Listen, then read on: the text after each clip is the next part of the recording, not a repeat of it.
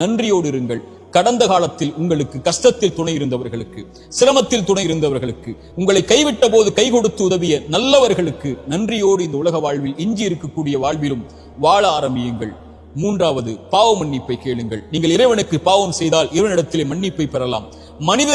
மனிதர்களுக்கு நீங்கள் பாவம் செய்திருந்தால் அவர்களை அணுகி பாவ மன்னிப்பை கேட்டு அந்த பாவத்திலிருந்து விடுபடுங்கள். அவர்கள் மன்னிக்கிறார்கள், அவர்கள் மன்னிக்கவில்லை, உங்களை வெறுத்து வாழ்கிறார்கள், அதற்கு பிறகு உங்களோடு அவர்கள் உறவை துண்டித்து விட்டார்கள், அதுவெல்லாம் உங்களுடைய கணக்கில் அல்ல, இறைவனிடத்தில் ஒப்படைத்து விடுங்கள். அவர்களை அணுகி மன்னிப்பை கேளுங்கள். மன்னிப்பை தேடி எதிர்கால வாழ்வில் அந்த தவறை மீண்டும் செய்யாமல் உங்களை பாதுகாத்துக் கொள்ளுங்கள். இந்த மூன்று அடிப்படைகளை கடந்த காலத்தில் இருந்து எழுந்து வரும்போது நிம்மதியோடு எதிர்காலத்தை கழிப்பதற்காக பாடமாக பெற்று கழியுங்கள்.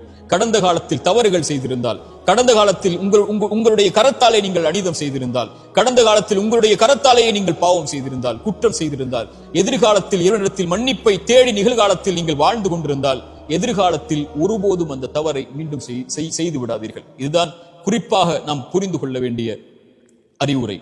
கடைசியாக, இந்த உலகத்தில் எது உங்களை விட்டு நீங்கி இருந்தாலும், இந்த உலகத்தில் யார் உங்களை விட்டு நீங்கி இருந்தாலும், இந்த உலகத்தில் எது உங்களை புறக்கணித்து விட்டாலும் இறைவன் உங்களை ஒருபோதும் புறக்கணிப்பதில்லை.